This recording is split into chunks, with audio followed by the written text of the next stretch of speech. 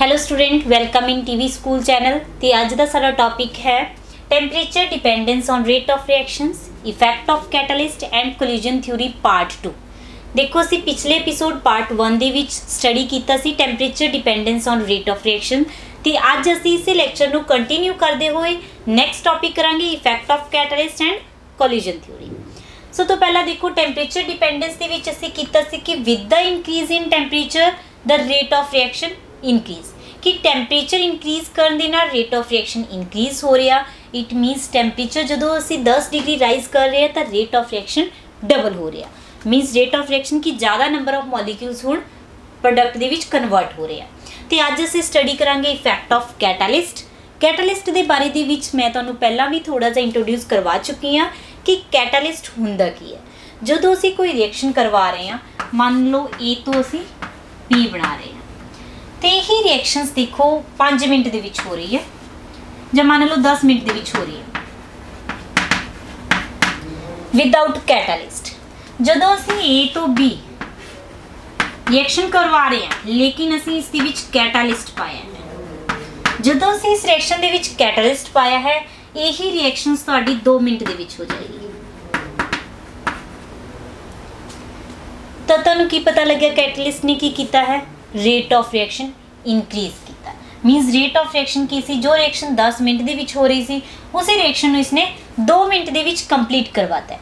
तो कैटलिस्ट काम की करता है, कैटलिस्ट 2 तरह का काम करता है बच्चों।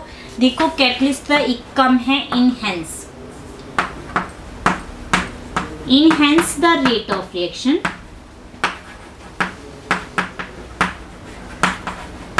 इनहेंस का मतलब है कि रेट ऑफ रिएक्शन नू इनक्रीज कर रहा है।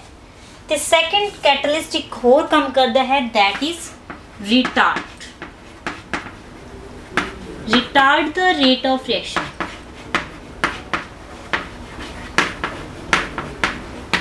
Retard means rate of reaction नू डिक्रीज कर रहा है।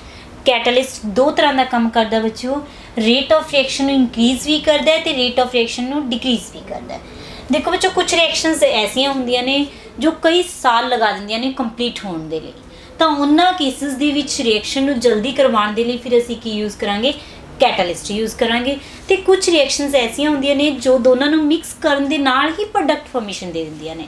असीं उस रिएक्शन दे बारे दे विच डीप स्टडी नहीं कर पांदे कि रिएक्शन दे विच की इंटरमीडिएट बनिया सी ते रिएक्शन किहड़े मैकेनिज्म दे थ्रू हो रही सी। तो उसनू स्टडी करन दे लई फिर असीं किस नू यूज़ करदे हां, कैटलिस्ट नू। कैटलिस्ट नू यूज़ करते हैं रिएक्शन नू रिटार्ड करने लई, मीनस रिएक्शन नू स्लो करने लई। तो कैटलिस्ट दोनों ही तरह का काम करता है, it can enhance the rate of reaction and it can retard the rate of reaction. तो वो कैटलिस्ट जो रिएक्शन के रेट नू इनहेंस कर रहे हैं, इंक्रीज कर रहे हैं, that type of catalyst is known as positive catalyst. Positive catalyst वो कैटलिस्ट जो रेट ऑफ रिएक्शन नू इनक्रीज कर रहे हैं।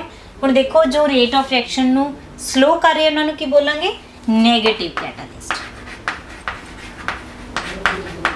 Negative catalyst. तो सब तो पहला कैटलिस्ट बारे पता होना चाहिए, the substance which can increase or decrease the rate of reaction, and second the substance which enhance the rate of reaction is known as positive catalyst and which retard the rate of reaction is known as negative catalyst। तो देखो सब तो पहला catalyst ने काम की करना, rate of reaction ਨੂੰ इंक्रीज या डिक्रीज करना गा। ਹੁਣ ਜਦੋਂ कोई भी रिएक्शन हो रही है तो रिएक्शन ਦੇ ਵਿੱਚ ਇਹ ਚੇਂਜ ਕੀ ਲਿਆਉਂਦਾ ਗਾ, ਕੀ ਕੰਮ ਕਰਦਾ ਹੈ ਆਪਾਂ ਇਹ ਦੇਖਦੇ ਹਾਂ। ਦੇਖੋ ਮੈਂ ਤੁਹਾਨੂੰ temperature dependence on rate of reactions ਦੇ ਵਿੱਚ ਕਰਵਾਇਆ ਸੀ ਕਿ ਜਦੋਂ ਕੋਈ ਰਿਐਕਸ਼ਨ ਹੋ ਰਹੀ ਆ ਤਾਂ ਉਹਦੇ ਲਈ ਸਾਨੂੰ ਕੀ ਚਾਹੀਦਾ, ਐਕਟੀਵੇਸ਼ਨ એનર્ਜੀ ਚਾਹੀਦੀ ਆ। एक्टिवेशन एनर्जी जो असी टैंपरेचर इंक्रीज कर रहे सी तो एक्टिवेशन एनर्जी की सी डिक्रीज हो रही सी, मीनस ज़्यादा नंबर ऑफ मॉलिक्यूल्स प्रोडक्ट दे विच कन्वर्ट हो रहे सी विद द इंक्रीज इन टैंपरेचर्स। तो हुण देखो ये की है कि जो असी किसी भी रिएक्टेंट नू प्रोडक्ट दे विच कन्वर्ट करते हैं, that is product and that is reactant. जो असी रिएक्टेंट नू प्रोडक्ट दे विच कन्वर्ट कर रहे हैं तो सानू कितनी एक्टिवेशन एनर्जी चाहिए है, दैट इज़ EA। ये है साडी activation energy without catalyst.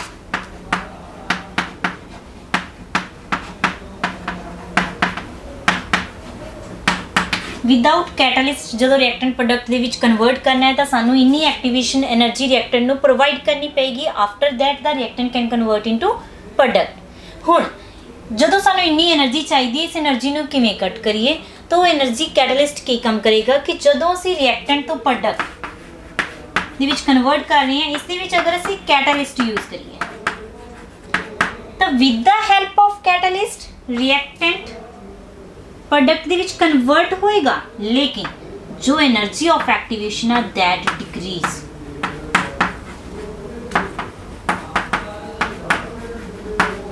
With catalyst means catalyst use ਕਰਨ ਦੇ ਨਾਲ ਜੋ એનર્ਜੀ ਆਫ ਐਕਟੀਵੇਸ਼ਨ ਹੈ, ਜੋ ਸਾਨੂੰ એનર્ਜੀ ਚਾਹੀਦੀ ਹੈ ਰਿਐਕਟੈਂਟ ਨੂੰ ਪ੍ਰੋਡਕਟ ਦੇ ਵਿੱਚ ਕਨਵਰਟ ਕਰਨ ਦੇ ਲਈ, ਉਹ ਕੀ ਹੈ? ਡਿਕਰੀਜ਼ ਹੋ ਜਾਂਦੀ ਹੈ, ਮੀਨਸ ਘੱਟ ਹੋ ਜਾਂਦੀ ਹੈ ਜਿਵੇਂ ਹੀ ਅਸੀਂ ਉਸ ਦੇ ਵਿੱਚ ਕੈਟਾਲਿਸਟ यूज़ करते हैं। तो जो भी तो बच्चों इफेक्ट ऑफ कैटलिस्ट आएगा on the rate of reaction, सब तो पहला तुसी कैटलिस्ट की इंट्रोडक्शन दोगे कि कैटालिस्ट हुंदा की है, किन्ने तरह के कैटलिस्ट है। तो हुण असीं पढ़ रहे हैं पॉजिटिव कैटलिस्ट। पॉजिटिव कैटलिस्ट जो रेट ऑफ रिएक्शन नूं इंक्रीज़ कर रहे हैं, तो इंक्रीज़ किवें करदी है कि जदों रिएक्टेंट तो प्रोडक्ट बनता है तो ये की काम करदी है? एनर्जी ऑफ एक्टिवेशन नूं घट कर दिंदी है, जिहदे करके रिएक्शन फास्ट हो जाती है।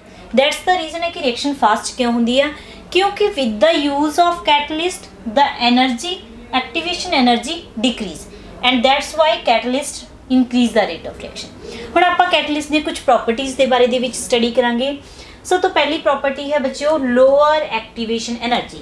जिवें असीं इस ग्राफ दे विच देखिया कि with the use in catalyst use करन दे नाल जो एनर्जी ऑफ एक्टिवेशन है रिएक्टेंट तो प्रोडक्ट दे विच वो डिक्रीज होगी, तो जो एनर्जी ऑफ एक्टिवेशन है वो डिक्रीज हो जाएगी, तो वो जो रिएक्शन है वो की हो जाएगी? फास्ट हो जाएगी।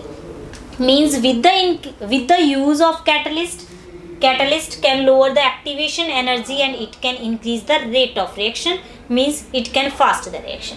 Second property, it does not alter the delta G of a reaction.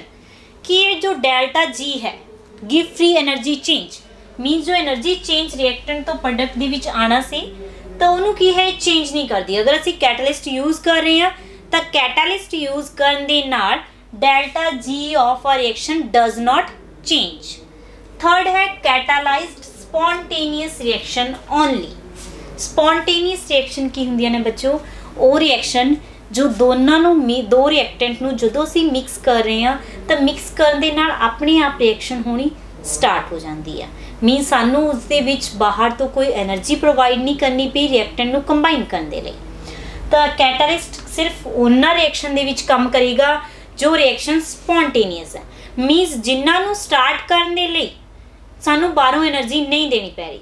ये नहीं है कि कोई रिएक्शन स्टार्ट नहीं हो रही तो अगर असीं उसदे विच कैटलिस्ट पा दिंदे आ तो कैटलिस्ट पाने दे नाल रिएक्शन स्टार्ट हो जाएगी। दैट इज़ नॉट पॉसिबल, क्योंकि कैटलिस्ट का काम की है? रेट ऑफ रिएक्शन जो हो रही है उसनू फास्ट करना या फिर स्लो करना। रिएक्शन नू स्टार्ट करना काम कैटलिस्ट का नहीं है।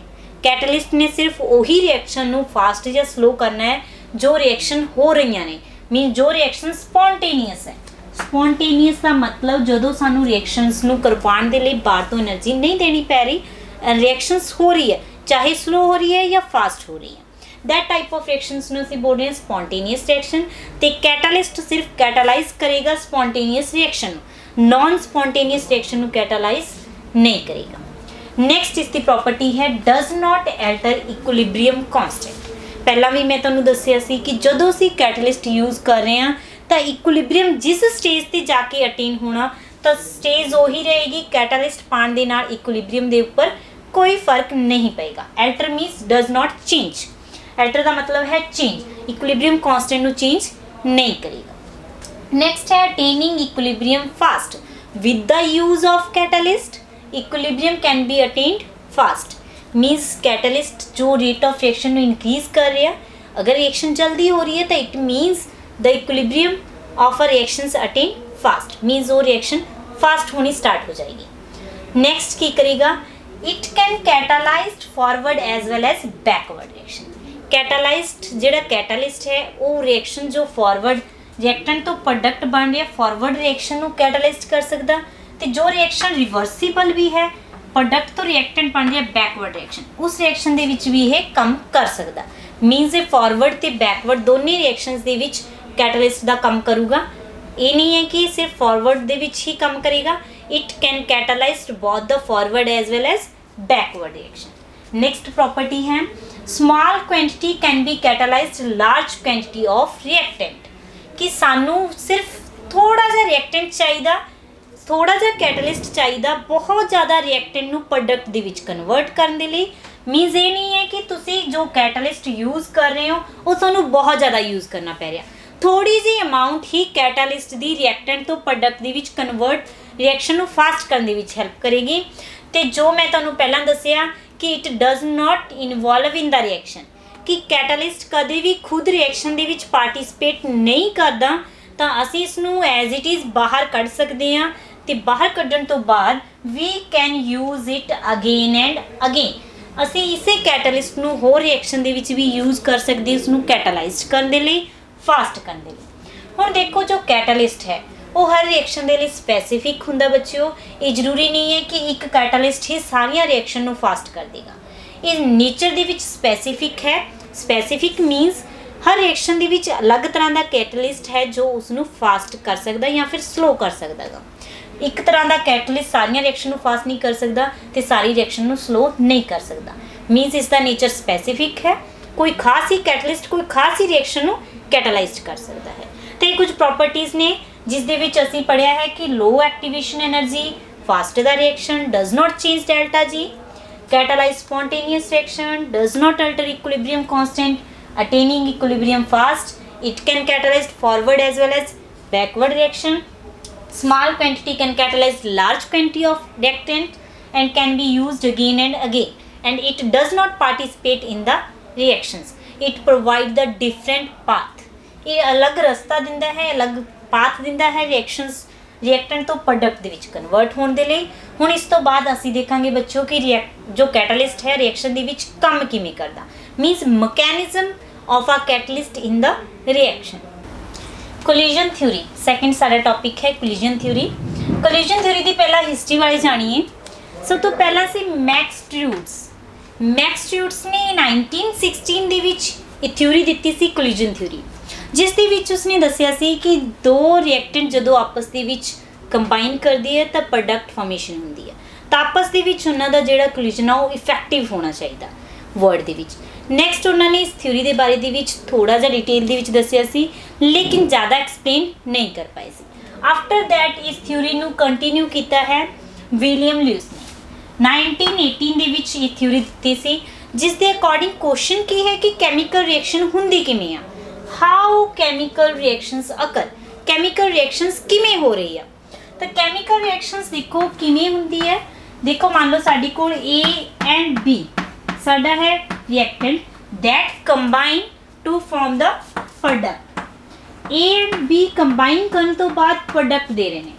प्रोडक्ट दे विच देखो की है बच्चों कि जिवें देखो असीं कोई बीकर लै रहे, बीकर दे विच असीं ए रिएक्टेंट पाया, मीनस ए ए ए ए ए ए ए, ठीक।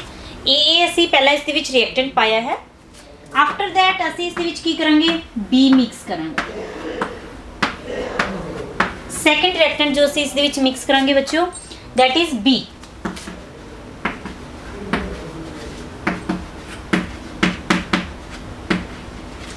तो देखो हुण ये रिएक्शंस दे विच ए ते बी मिल के प्रोडक्ट फॉर्मेशंस दे रहे हैं, किन्नी दे रहे, किन्नी परसेंटेज ए ते बी दी मिक्स होने तो बाद प्रोडक्ट दे रही है। हुण देखो इहदे तीन तरह के कोलिजन हो सकते हैं, या तो ए एंड ए आपस दे विच कंबाइन कर सकदा, कोलाइड कर सकदा, मीनस आपस दे विच भिड़ सकते हैं, या फिर बी एंड बी आपस दे विच कंबाइन कर सकते हैं, या फिर ए एंड बी आपस दे विच कंबाइन कर सकते हैं। तो हुण सोच के देखो कि इन्हां दे विच किहड़ा कोलिजन है जो इफैक्टिव होएगा, कि जिस दे करके कंबाइन होने दे नाल सानू प्रोडक्ट मिलेगा। ए आपस दे विच कंबाइन नहीं कर सकता, क्योंकि अगर ए दो मॉलिक्यूल आपस दे विच कोलाइड करन तो बाद प्रोडक्ट दिंदे तो सानू बी दी जरूरत ही नहीं पैनी सी, बी नूं असीं मिक्स नहीं करना सी। It means A and A can not give the product, means A ते ए आपस दे विच कोलाइड होने तो बाद सानू कुछ नहीं दिंदे। After that we will think about B. Similar अगर बी एंड बी आपस दे विच कंबाइन कर रहे आ तो बी ते बी कंबाइन करन तो बाद ਸਾਨੂੰ ਮਿਲ ਰਿਹਾ ਪ੍ਰੋਡਕਟ? ਨਹੀਂ ਮਿਲੇਗਾ, ਕਿਉਂਕਿ ਅਗਰ B ਤੇ B ਦੇ ਨਾਲ ਕੰਬਾਈਨ ਕਰਕੇ ਸਾਨੂੰ ਪ੍ਰੋਡਕਟ ਮਿਲਦਾ ਤਾਂ ਸਾਨੂੰ A ਦੀ ਜ਼ਰੂਰਤ ਨਹੀਂ ਪੈਣੀ ਸੀ। ਤਾਂ it means B and B is also not effective collision. After that ਹੈ ਅਗਰ A and B ਆਪਸ ਦੇ ਵਿੱਚ ਕੋਲਾਈਡ ਕਰੇਗਾ ਪ੍ਰੋਡਕਟ ਤਾਂ ਹੀ ਬਣੇਗਾ। ਇਟ ਮੀਨਸ ਇਹ ਕੀ ਹੋਏਗਾ? ਇਫੈਕਟਿਵ ਕੋਲੀਜਨ ਹੋਏਗਾ। A ਤੇ B ਜਦੋਂ ਆਪਸ ਦੇ ਵਿੱਚ ਭਿੜਨਗੇ, ਆਪਸ ਦੇ ਵਿੱਚ ਕੋਲਾਈਡ ਕਰਨਗੇ, ਆਫਟਰ ਦੈਟ ਜੋ ਸਾਨੂੰ ਕੋਲਾਈਡ ਕਰਨ ਤੋਂ ਬਾਅਦ ਪ੍ਰੋਡਕਟ ਮਿਲੇਗਾ। ਮੀਨਸ ਜਦੋਂ A ਮੋਲੀਕਿਊਲਸ ਤੇ B ਮੋਲੀਕਿਊਲਸ ਆਪਸ ਦੇ ਵਿੱਚ ਮਿਲ ਜਾਣਗੇ, ਮੀਨਸ ਇਸ ਤਰੀਕੇ ਦੇ ਨਾਲ A and B, ਤਾਂ ਆਪਸ ਦੇ ਵਿੱਚ ਮਿਲਣ ਤੋਂ ਬਾਅਦ ਸਾਨੂੰ ਮਿਲੇਗਾ ਪ੍ਰੋਡਕਟ। ਤਾਂ ਇਟ ਮੀਨਸ ਕਿ ਸਭ ਤੋਂ ਪਹਿਲਾਂ ਜਿਹੜੀ ਕੋਲੀਜਨ ਥਿਊਰੀ ਦੇ ਵਿੱਚ ਟਰਮ ਆਉਂਦੀ ਹੈ that is effective collision. Effective collision ਨੂੰ ਹੋਰ ਕਲੀਅਰ ਸਮਝਣ ਦੇ ਲਈ ਅਸੀਂ ਐਗਜ਼ਾਮਪਲ ਲੈਂਦੇ ਹਾਂ ਕ੍ਰਿਕਟ। ਦੇਖੋ ਕ੍ਰਿਕਟ ਗੇਮ ਹੈ ਜਿਸ ਦੇ ਵਿੱਚ ਬੈਟਸਮੈਨ ਦਾ ਕੰਮ ਹੈ ਚੌਕੇ ਛਿੱਕੇ ਲਗਾਉਣਾ, ਮੀਨਸ 4 and 6 ਲਗਾਉਣਾ, ਮੀਨਸ ਰਨ ਬਣਾਉਣਾ ਹਰ ਬਾਲ ਤੇ। ਐਜ਼ ਯੂ ਨੋ ਕਿ ਬੈਟਸਮੈਨ ਹਰ ਬਾਲ ਦੇ ਉੱਪਰ ਰਨ ਨਹੀਂ ਬਣਾ ਸਕਦਾ, ਤਾਂ ਜਿਸ ਬਾਲ ਦੇ ਉੱਪਰ ਉਹ ਰਨ ਬਣਾ ਰਿਹਾ, ਜਿਹੜਾ ਉਸਦਾ ਮੇਨ ਮੋਟਿਵ ਹੈ ਉਹ ਹੋ ਰਿਹਾ ਰਨ ਬਣ ਰਿਹਾ, ਤਾਂ ਉਹ ਕੋਲੀਜਨ ਕੀ ਹੈ? ਇਫੈਕਟਿਵ ਹੈ ਬਾਲ ਦਾ ਬੈਟ ਦੇ ਨਾਲ। ਉਹ ਕੋਲੀਜਨ ਨੂੰ ਬੋਲ ਰਹੇ ਹਾਂ ਇਫੈਕਟਿਵ ਕੋਲੀਜਨ। ਸਿਮਿਲਰਲੀ ਜਿਸ ਬਾਲ ਦੇ ਉੱਪਰ ਕੋਈ ਰਨ ਨਹੀਂ ਬਣ ਰਿਹਾ ਤਾਂ ਉਹ ਹੋਏਗਾ ਇਨਇਫੈਕਟਿਵ, ਕਿਉਂਕਿ ਸਾਡਾ ਮੋਟਿਵ ਸੀ ਕਿ ਬਾਲ ਨੂੰ ਬੈਟ ਦੇ ਨਾਲ ਜਦੋਂ ਲੱਗ ਰਹੀ ਹੈ ਤਾਂ ਸਾਨੂੰ ਰਨ ਮਿਲਣਾ ਚਾਹੀਦਾ, ਬੈਟਸਮੈਨ ਦਾ ਇਹੀ ਮੋਟਿਵ ਹੈ। ਤਾਂ ਜਦੋਂ ਰਨ ਨਹੀਂ ਮਿਲ ਰਿਹਾ ਤਾਂ ਇਟ ਮੀਨਸ ਉਹ ਕੀ ਹੈ?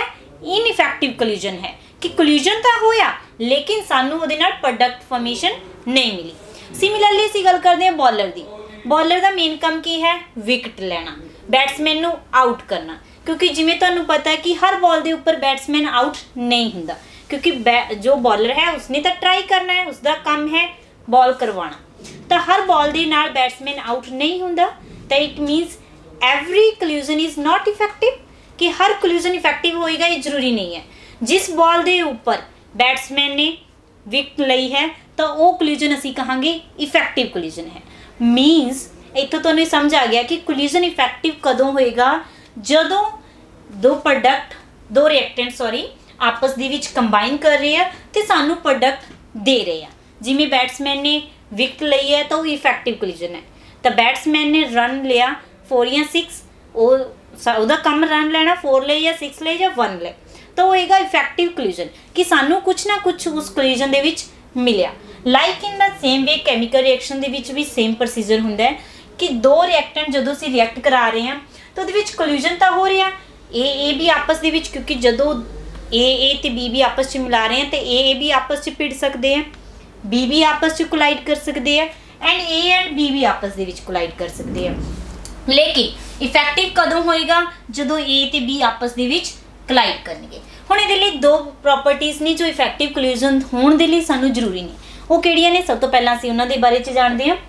ਦੇਖੋ ਸਭ ਤੋਂ ਪਹਿਲਾਂ ਟਰਮ ਇਫੈਕਟਿਵ ਕੋਲੀਜਨਸ, ਤੁਹਾਨੂੰ ਸਮਝ ਆ ਗਿਆ ਹੋਏਗਾ ਕਿ ਇਫੈਕਟਿਵ ਕੋਲੀਜਨ ਕੀ ਹੈ? ਕਿ ਜਿਸ ਦੇ ਨਾਲ ਸਾਨੂੰ ਪ੍ਰੋਡਕਟ ਫਾਰਮੇਸ਼ਨ ਮਿਲ ਰਹੀ ਹੈ। ਇਫੈਕਟਿਵ ਕੋਲੀਜਨ ਦੇ ਅੰਡਰ ਦੋ ਟਰਮ ਨੇ ਜੋ ਸਾਨੂੰ ਕੋਲੀਜਨ ਥਿਊਰੀ ਦੇ ਅੰਡਰ ਜ਼ਰੂਰੀ ਨੇ ਜਾਣਨੀਆਂ। ਸਭ ਤੋਂ ਪਹਿਲਾਂ ਹੈ ਪ੍ਰੋਪਰ ਐਨਰਜੀ।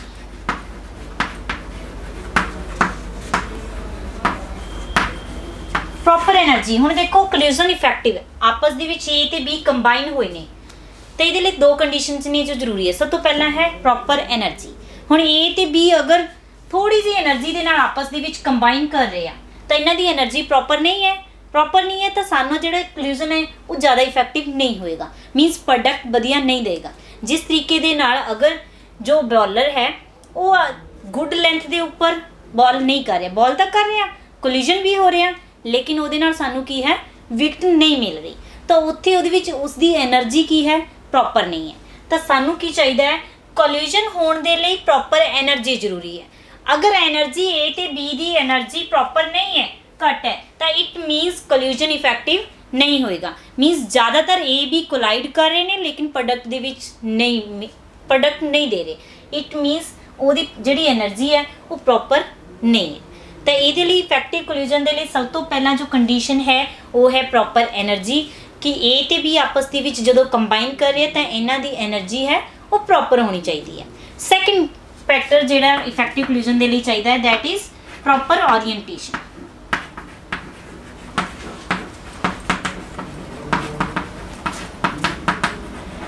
ਪ੍ਰੋਪਰ ਓਰੀਐਂਟੇਸ਼ਨ ਹੈ ਕਿ ਜਦੋਂ ਅਸੀਂ ਕਿਸੇ ਚੀਜ਼ ਨੂੰ ਆਪਸ ਦੇ ਵਿੱਚ ਕੰਬਾਈਨ ਕਰ ਰਹੇ ਤਾਂ ਐਂਗਲ ਕੀ ਹੈ, ਕਿਸ ਐਂਗਲ ਦੇ ਉੱਪਰ ਉਹ ਕੰਬਾਈਨ ਕਰ ਰਿਹਾ, ਦੈਟ ਇਜ਼ ਓਰੀਐਂਟੇਸ਼ਨ। ਹੁਣ ਦੇਖੋ A ਐਂਡ B ਆਪਸ ਦੇ ਵਿੱਚ ਕੰਬਾਈਨ ਕਰ ਰਹੇ ਆ। ਐਗਜ਼ਾਮਪਲ ਆਪਾਂ A ਐਂਡ B ਦੀ ਲੈ ਰਹੇ ਹਾਂ। A B ਮੋਲੀਕਿਊਲਸ ਇਹ ਦੋ ਤਰੀਕੇ ਦੇ ਨਾਲ ਕੋਲਾਈਡ ਕਰ ਸਕਦਾ। ਮੀਨਸ ਦੇਖੋ ਜਦੋਂ A ਹੈ ਆਪਸ ਦੇ ਵਿੱਚ B ਸਾਹਮਣੇ ਤੋਂ ਵੀ ਇਹਦੇ ਨਾਲ ਕੋਲਾਈਡ ਕਰ ਸਕਦਾ ਤੇ ਸਾਈਡ ਤੋਂ ਵੀ ਕੋਲਾਈਡ ਕਰ ਸਕਦਾ। ਅਗਰ ਆਪਾਂ ਕੋਈ ਚੀਜ਼ ਕੰਬਾਈਨ ਲੈ ਰਹੇ ਹਾਂ A ਤੇ B, ਠੀਕ, ਮੰਨ ਲਓ A ਤੇ B ਦੋ A B ਆਪਸ ਦੇ ਵਿੱਚ ਮਿਲ ਰਹੇ ਆ, A B ਸੈਕਿੰਡ ਸਾਡਾ A B ਹੈ। ਤਾਂ A B ਆਪਸ ਦੇ ਵਿੱਚ ਮਿਲ ਕੇ ਸਾਨੂੰ ਕਦੋਂ ਪ੍ਰੋਪਰ ਇਫੈਕਟਿਵ ਕੋਲਿਊਜਨ ਦੇਣਗੇ? ਇਹਦੇ ਦੋ ਤਰੀਕੇ ਨੇ, ਜਾਂ ਤਾਂ A B ਇਸ ਤਰੀਕੇ ਦੇ ਨਾਲ ਆਪਸ ਦੇ ਵਿੱਚ ਆ ਕੇ ਕੋਲਾਈਡ ਕਰ ਸਕਦਾ, ਜਾਂ ਫਿਰ ਇਸ ਤਰੀਕੇ ਦੇ ਨਾਲ ਕਰ ਸਕਦਾ। ਮੀਨਸ ਇਹਨਾਂ ਦੇ ਵਿੱਚੋਂ ਇਫੈਕਟਿਵ ਕੋਲਿਊਜਨ ਕਿਹੜਾ ਕਰੇਗਾ, ਅਸੀਂ ਧਿਆਨ ਦੇਣਾ। ਦੇਖੋ ਜਦੋਂ A B ਇੱਧਰ ਹੈ A B ਇੱਧਰ ਹੈ, ਆਪਸ ਦੇ ਵਿੱਚ ਕਿਸ ਐਂਗਲ ਤੇ ਆ ਕੇ ਭਿੜਨਗੇ? ਮੀਨਸ A B ਜਦੋਂ ਇਧਰੋਂ ਭਿੜਨਗੇ ਆਪਸ ਦੇ ਵਿੱਚ ਤਾਂ ਇਹ ਕੀ ਹੋਏਗਾ? ਇਫੈਕਟਿਵ ਕੋਲਿਊਜਨ ਨਹੀਂ ਹੋਗਾ, ਕਿਉਂਕਿ B ਤੇ A ਆਪਸ ਦੇ ਵਿੱਚ ਕੰਬਾਈਨ ਕਰ ਰਹੇ ਆ। ਲਾਈਕ ਇਨ ਸੇਮ ਵੇ ਜਦੋਂ A B ਇਸ ਤਰੀਕੇ ਦੇ ਨਾਲ ਸੈਕੰਡ ਮੋਲੀਕਿਊਲ ਦੀ ਓਰੀਐਂਟੇਸ਼ਨ 90 ਡਿਗਰੀ ਹੈ ਤਾਂ ਉਸ ਕੇਸ ਦੇ ਵਿੱਚ ਵੀ ਇਹਦੇ ਨਾਲ ਪ੍ਰੋਪਰ ਓਰੀਐਂਟੇਟ ਨਹੀਂ ਹੋਏਗਾ। ਮੀਨਸ ਇਹ ਦੋਨੇ ਜੋ ਓਰੀਐਂਟੇਸ਼ਨ ਹੈ ਇਹ ਪ੍ਰੋਪਰ ਨਹੀਂ ਹੈ। ਹੁਣ ਪ੍ਰੋਪਰ ਕਦੋਂ ਹੋਏਗੀ? ਕਿ ਜਦੋਂ A B ਤੇ ਸੈਕੰਡ A B ਇਸ ਤਰੀਕੇ ਦੇ ਨਾਲ ਜਦੋਂ ਆਪਸ ਦੇ ਵਿੱਚ ਕੰਬਾਈਨ ਕਰਨਗੇ ਤੇ ਹੋਏਗੀ ਪ੍ਰੋਪਰ ਓਰੀਐਂਟੇਸ਼ਨ। ਕਿਉਂਕਿ ਹਰ ਮੋਲੀਕਿਊਲਸ ਦੀ ਓਰੀਐਂਟੇਸ਼ਨ ਬੱਚਿਓ ਡਿਫਰੈਂਟ ਹੁੰਦੀ ਹੈ। ਜ਼ਰੂਰੀ ਨਹੀਂ ਹੈ ਕਿ ਦੋਨੇ वर्टिकली कंबाइन करनगे तो प्रॉपर ओरीएंटेशन होएगी, या हॉरिजेंटली कंबाइन करनगे या प्रॉपर ओरीएंटेशन होएगी। प्रॉपर ओरीएंटेशनस दे लई चाहिदा कि जिहड़े मॉलिक्यूल्स ने वो एक पर्टिकुलर एंगल ते ही आपस दे विच कंबाइन करनगे। जदों उन्होंने प्रॉपर ओरीएंटेशन प्रॉपर एंगल ते कंबाइन करदा तां ही साडा जिहड़ा कोलिजन है वो इफेक्टिव होएगा। कोलिजन की है देखो भिड़ता ये भी रहे ने, लेकिन इन्हां दी जो ओरीएंटेशन है, इन्हां दा जो एंगल है वो प्रॉपर नहीं है। दैट्स वाई कि इन्हां दा जिहड़ा कोलिजन है वो इफेक्टिव नहीं है, इनइफेक्टिव कोलिजन है। दैट्स वाई आपां कह रहे हैं कि जदों असीं कोलिजन नूं इफेक्टिव बनाना है तो उहदे लई सानूं प्रॉपर ओरीएंटेशन चाहिदी है। प्रॉपर ओरीएंटेशन नूं होर डीपली समझण दे लई असीं करदे हां एग्जांपल। देखो बच्चों C Br CH3 H and H, देखो ये तुहाडा एक मॉलिक्यूल्स है। ਜਦੋਂ ਇਹ ਕੰਬਾਈਨ ਕਰੇਗਾ OH ਨੈਗੇਟਿਵ ਦੇ ਨਾਲ। ਇਹ ਕੰਬਾਈਨ ਕਰਨ ਦੇ ਦੋ ਤਰੀਕੇ ਨੇ। ਕਿਹੜੇ ਤਰੀਕੇ ਨੇ? ਕਿ ਜਾਂ ਤਾਂ OH Br ਨੂੰ ਹਟਾ ਕੇ ਇਸ ਸਾਈਡ ਤੋਂ ਲੱਗ ਜਾਏ, ਜਾਂ ਫਿਰ OH ਹਟਾ ਕੇ ਇਹਦੀ ਬੈਕ ਸਾਈਡ ਤੋਂ ਲੱਗ ਜਾਏ। ਦੋ ਤਰ੍ਹਾਂ ਦੀ ਓਰੀਐਂਟੇਸ਼ਨ ਹੋ ਸਕਦੀ ਹੈ ਕਿ OH C ਦੇ ਉੱਪਰ ਦੋ ਤਰੀਕੇ ਦੇ ਨਾਲ ਅਟੈਕ ਕਰ ਸਕਦਾ, ਫਰੰਟ ਸਾਈਡ ਤੋਂ ਵੀ ਕਰ ਸਕਦਾ ਐਂਡ ਬੈਕ ਸਾਈਡ ਤੋਂ ਵੀ ਕਰ ਸਕਦਾ। ਅਸੀਂ ਸਭ ਤੋਂ ਪਹਿਲਾਂ ਦੇਖਦੇ ਹਾਂ front side. Front side मीनस Br ਨੂੰ रिप्लेस करना है OH ने। ਜਦੋਂ Br ਨੂੰ रिप्लेस करना, अगर इसकी फ्रंट साइड तो अटैक करेगा इस साइड तो ये जिहड़ी ओरीएंटेशन है ये प्रॉपर नहीं है, तो इस तरीके दे नाल जो अटैक होएगा वो पॉसिबल नहीं होएगा। सिमिलरली अगर OH इसकी बैक साइड तो अटैक करे Br दी C दे नाल अटैच होएगा तो होगा साडा back side attack. Back side attack, back side मीनस जदों OH इसकी बैक साइड तो अटैक करेगा, मीनस बैक साइड तो अटैक करेगा OH सीधे नेगेटिव साइड तो पिछे साइड तो जदों OH इसकी बैक साइड तो अटैक करेगा तो ये रिएक्शन पॉसिबल होएगी। मीनस CH3 H एंड Br ये होएगी तुहाडी सॉरी OH, तो रिएक्शन तुहाडी पॉसिबल हो जाएगी। तो इतों पता लगता कि जो कोई भी कोलिजन होना है तो उहदे लई तुहानूं प्रॉपर ओरीएंटेशन होनी जरूरी है। हुण ये क्यों नहीं होएगा, फ्रंट साइड तो इसका अटैक क्यों नहीं होएगा? बच्चों ये असीं वैसे डिटेल दे विच करांगे hello alkene hello ring they chapter they which, but मैं तुहानूं थोड़ा जिहा ब्रीफ दस दिंदी हां कि जदों OH नैगेटिव है, ये भी की है नैगेटिव मॉलिक्यूल्स है, इसने रिप्लेसमेंट किसनूं देनी है? Br नूं देनी है। तो देखो जो ये इधर इस साइड तो फ्रंट तो अटैक करेगा तो Br भी एक बड़ा ग्रुप है, CH3 भी एक बड़ा ग्रुप है। तो जो पहला दो बड़े ग्रुप ने CH ने इसने अटैक करना है तो इत्थे की है पीड है, आपां कहने स्टेरिक हैंड्रेंस है।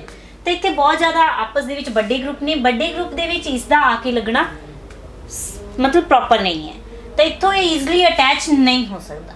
दैट्स वाई ਅਸੀਂ कह रहे हैं कि फ्रंट साइड तो अटैक नहीं होएगा, क्योंकि एच एंड एच की है बहुत छोटे ग्रुप ने, तो जो छोटे छोटे ग्रुप ने तो ओ एच आके इसकी बैक साइड तो ईजिली इसके नाल अटैच हो सकता है, तो उसके नाल बी आर ब्रेकआउट हो सकता है। तो ये जो इंटरमीडिएट स्टेज बनेगी बच्चों बनेगी, देखो ओ एच बॉन्ड बनाएगा, बी आर का ब्रेकेज होएगी,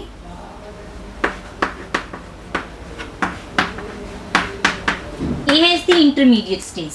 मीनस इंटरमीडिएट की इन बिटवीन की होया कि ओ एच इसकी बैक साइड तो आके अटैक करेगा, तो बी आर की है ब्रेक होना स्टार्ट हो जाएगा, तो इस तो बाद की होएगा कि बी आर टूट जाएगा, तो ओ एच इस दे नाल अटैच हो जाएगा। दैट्स वाई कि कोई भी कैमिकल रिएक्शन हो रही है उसके लिए सब तो पहला प्रॉपर एनर्जी चाहिए है, सैकेंड उहदे विच चाहिदा प्रॉपर ओरीएंटेशंस। ओरीएंटेशंस मीनस एक प्रॉपर एंगल तो ही रिएक्टेंट दूसरे रिएक्टेंट के उपर अटैक कर सकता है, उहदे लिए आपां कह रहे हैं कि प्रॉपर ओरीएंटेशन चाहिए है। इसी कोलिजन थ्योरी के अंदर दो मेन असी मतलब जो मेन फीचर है कोलिजन थ्योरी के वो है इफेक्टिव कोलिजन।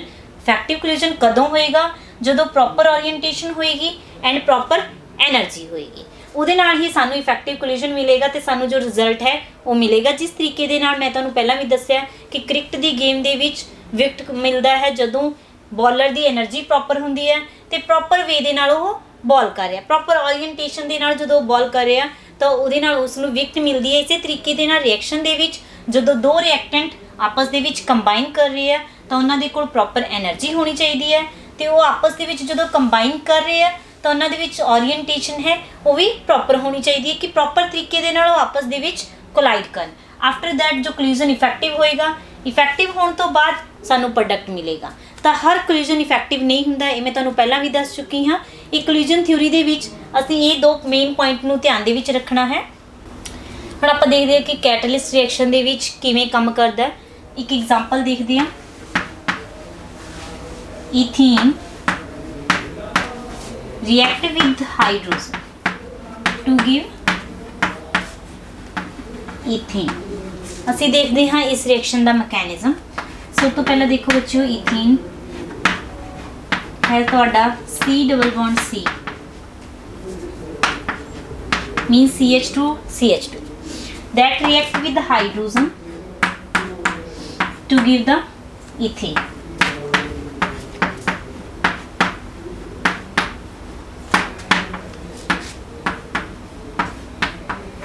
ये है साडी रिएक्शन जिस दे विच ईथीन रिएक्ट कर रहा हाइड्रोजन्स दे नाल ते प्रोडक्ट सानू दे रहा ईथीन।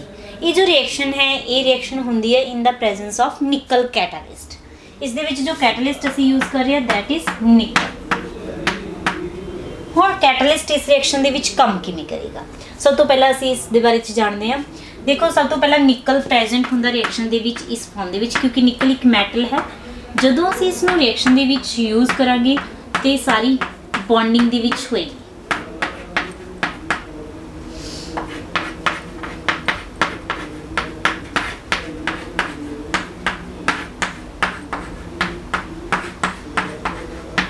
निकल रिएक्शन दे विच इस फॉर्म दे विच प्रेजेंट होंदा बच्चों। जिवें देखो निकल है कैटलिस्ट है, सब तो पहला की होएगा कि जो हाइड्रोजन है, हाइड्रोजन सब तो पहला इसकी सरफेस ते आएगा तो एब्जॉर्व हो जाएगा। मीनस की होएगा कि हाइड्रोजन इसके ऊपर अटैच हो जाएगा। जिवें देखो हाइड्रोजन है ये है पार्शली बॉन्ड, हजे निकल ते हाइड्रोजन का बॉन्ड आपस दे विच नहीं बनया। सब तो पहला हाइड्रोजन आया तो निकल की सरफेस ने उसनू अट्रैक्ट किया अपने वन, अट्रैक्ट करने नालों इसकी सरफेस ते आया पहला पार्शली बॉन्ड होए। जिवें जिवें टाइम स्पेंड होया तो हाइड्रोजन का जो बॉन्ड सी वो वीक होना स्टार्ट हो गया। वीक होने दे नाल ये जो बॉन्ड है ये वीक होना स्टार्ट हो गया, तो ये वाले जो बॉन्ड ने ये की है स्ट्रोंग होने स्टार्ट हो गए आपस दे विच। तो आफ्टर सम टाइम निकल ने की किया कि जो ये बॉन्ड है आपस दे विच की है ब्रेकआउट हो गया आफ्टर सम टाइम। तो निकल ने की काम किया कि हाइड्रोजन्स दे विच जो बॉन्ड है HH दैट इज ब्रेकडाउन हो गया। हुण की करेगा कि निकल दे नाल जो हाइड्रोजन है असी सैकेंड रिएक्टेंट यूज कर रहे हैं ethene. Ethene can combine with ethene की करेगा कि जो हाइड्रोजन सैपरेट आउट हो गया इस दे नाल कंबाइन होनी स्टार्ट हो जाएगी। मीनस आपस दे विच इत्थे बॉन्डिंग होनी स्टार्ट हो जाएगी, क्योंकि देखो तुहानू पता कार्बन दे कोल 5 तो ज़्यादा वैलेंसी नहीं हुंदी, 4 तो ज़्यादा वैलेंसी नहीं हुंदी। ਤਾਂ 5 ਬੌਂਡ ਫਾਰਮੇਸ਼ਨ ਨਹੀਂ ਹੋ ਸਕਦੀ। ਅਗਰ ਇਹ ਪਾਰਸ਼ਲੀ ਬੌਂਡ ਹਾਈਡਰੋਜਨ ਦੇ ਨਾਲ ਬਣਾ ਰਿਹਾ, ਇਟ ਮੀਨਸ ਇਹ ਕੁਛ ਨਾ ਕੁਛ ब्रेकआउट भी हो रहा है। इट मीन्स जो कार्बन कार्बन के इन बिटवीन जो बॉन्ड है वो की है वीक हो रहा।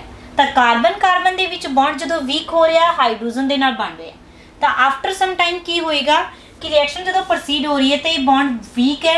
वीक होने के नाल की होएगा कि ये बॉन्ड टुटना स्टार्ट हो जाएगा तो कार्बन का हाइड्रोजन के नाल बनना स्टार्ट हो जाएगा। तो इस केस के ये बॉन्ड ब्रेक होएगा तो ये बॉन्ड आपस के बन जाएगा। तो इतों निकल के नाल इसका बॉन्ड ब्रेक होना स्टार्ट हो जाएगा क्योंकि हाइड्रोजन भी एक तो ज़्यादा बॉन्ड नहीं बना सकता। एंड दैट्स वाई कि इतों इसका बॉन्ड भी जिमें जिमें इस स्ट्रोंग होएगा कार्बन कार्बन का बॉन्ड वीक होना स्टार्ट हो जाएगा, हाइड्रोजन निकल का बॉन्ड वीक होना स्टार्ट हो जाएगा। तो आफ्टर सम टाइम की होएगा कि जो सी है कार्बन कार्बन ये जो 2 हाइड्रोजन असी यूज़ कर रहे हैं तो थर्ड जो हाइड्रोजन इस अटैच हो रही है इसने इसके डबल बॉन्ड को तोड़ देना तो आपस के खुद अटैच हो जाएगी। एंड यही साडा प्रोडक्ट है ईथेन जो सी प्रोडक्ट बने। तो हुण देखो इहदे विच कैटलिस्ट ने काम की कीता। जो रिएक्शन बिना कैटलिस्ट नहीं हो रही सी, बहुत ही ज़्यादा फास्ट हो रही सी, तो उस रिएक्शन दे विच काम की कीता निकल ने एक नवा पाथवे प्रोवाइड कीता। तो catalyst provide the new pathway. तो एक होर प्रॉपर्टी तुसीं कैटलिस्ट दी नोट कर सकते हो, कैटलिस्ट प्रोवाइड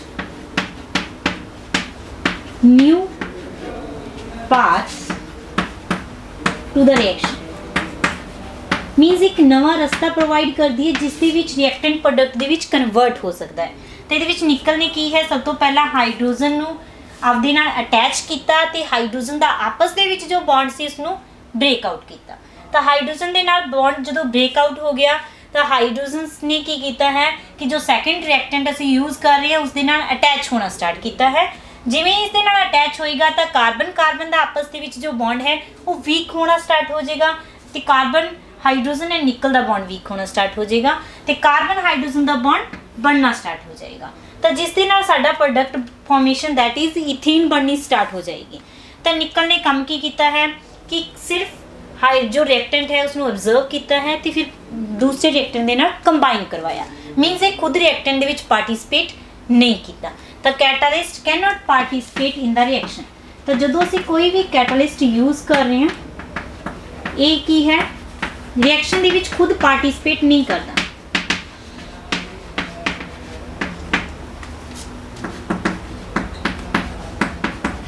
रिएक्शन दे विच खुद पार्टिसिपेट नहीं करेगा, ये सिर्फ की है उसनू नवा पाथ नवा मैकेनिज्म देगा रिएक्टेंट तो प्रोडक्ट होने दे लिए। क्योंकि जो रिएक्शन बहुत ही ज़्यादा टाइम ले रही सी, बहुत ज़्यादा मतलब फास्ट नहीं हो रही सी, टाइम ले रही सी, तो उस रिएक्शन दे विच कैटलिस्ट ने एक नवा पाथवे दिता तो रिएक्शन बहुत ज़्यादा जल्दी हो गई उसदे विच। तक देखो बच्चों कैटलिस्ट ने काम की किया है कि रिएक्शन नू नवा पाथवे प्रोवाइड किया है जिस दे नाल रिएक्शन फास्ट हो रही है। तो कुछ रिएक्शनस ऐसियां भी ने जिन्हां दे विच बहुत ज़्यादा फास्ट होंदियां ने तो कैटलिस्ट उन्होंने स्लो करने दे विच हैल्प करता है। तो जो रिएक्शन बहुत ज़्यादा फास्ट होएगी तो सेम मैकेनिज्म निकल है उसके अंदर काम करेगा कि उसनू रिएक्शन नू स्लो करने दे विच हैल्प करेगा। तो सेम ही आप कह रहे हैं कि कैटलिस्ट ने सारी रिएक्शनस दे विच आपां अज स्टडी किया है कि जो कैटलिस्ट है वो काम की करता है कि रेट ऑफ रिएक्शन नू इनक्रीज़ करने विच हैल्प करदा। जदों असीं कोई कैटलिस्ट यूज़ कर रहे हैं तो कैटलिस्ट ने की काम करना है रेट ऑफ एक्टिवेशन एनर्जी नू घट करना है। एक्टिवेशन एनर्जी घट तो रेट ऑफ रिएक्शन फास्ट हो जाएगा। अज दे एपीसोड दे विच बच्चों आपां पढ़िया इफैक्ट ऑफ कैटलिस्ट कि कैटलिस्ट यूज़ करने नाल एक्टिवेशन एनर्जी डिक्रीज़ हो रही है तो जिहदे नाल रेट ऑफ रिएक्शन इनक्रीज़ हो रहा। सैकेंड असीं पढ़िया है कोलिजन थ्योरी। कोलिजन थ्योरी जो दो मॉलिक्यूल्स आपस दे विच कोलाइड कर रहे हैं तो उन्हां दी जो कोलिजन है वो इफैक्टिव होनी चाहिए है। उहदे विच 2 फीचर जो मेन याद रखने है तुसीं कि एनर्जी प्रॉपर होनी चाहिए है तो प्रॉपर ओरीएंटेशन होनी चाहिए है। अज दे टॉपिक दे विच अगर तुहानूं कोई भी डाउट है तो तुसीं साडे WhatsApp नंबर के उपर कमेंट कर सकते हो। इस दे नाल ही साडा 4th चैप्टर कैमिकल काइनैटिक्स खत्म हुंदा है। पूरे चैप्टर दे विच अगर तुहानूं किसी न्यूमेरिकल दे विच किसी भी थ्योरैटिकल पार्ट दे विच कोई दिक्कत है तो तुसीं सानूं कमेंट करके टॉपिक दस सकते हो तो तुहाडे टॉपिक दे डाउट क्लीयर किए जाणगे। Thank you.